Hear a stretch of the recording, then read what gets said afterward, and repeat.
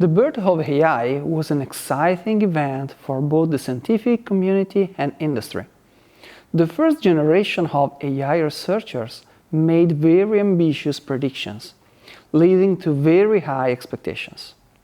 For instance, in 1958, Herbert Simon and Alan Newell claimed that within 10 years, a digital computer will be the world chess champion. And within 10 years, a digital computer will discover and prove an important new mathematical theorem. In 1965, Herbert Simon claimed that machines will be capable within 20 years of doing any work a man can do. In 1967, Marvin Minsky said that within a generation, the problem of creating artificial intelligence will be substantially solved.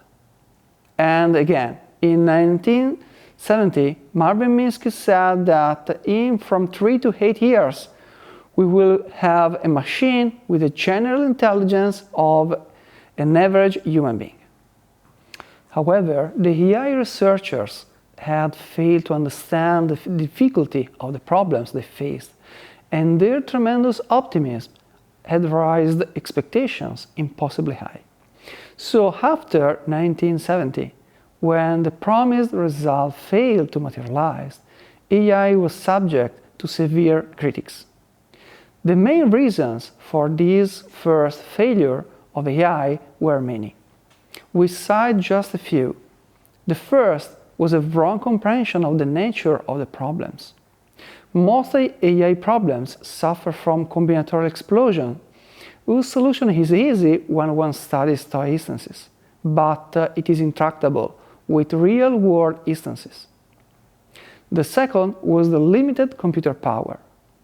The third was the amount of data needed to specific fields such as computer vision and natural language processing. No one in 1970 could build a database so large, and no one knew how a program might learn so much information. The agencies which funded AI research, such as the British government, the DARPA, the NRC, became frustrated with the lack of progress and eventually cut off almost all funding for undirected research into AI. By 1974, funding for AI project was hard to find. This is commonly called the first winter of AI. This first winter concluded after 1980, when a new spring started thanks to expert systems which received great success and were adopted by many companies around the world. An expert system is a simple AI artifact composed of a knowledge base and an inference engine that can be used, for instance, for medical diagnosis.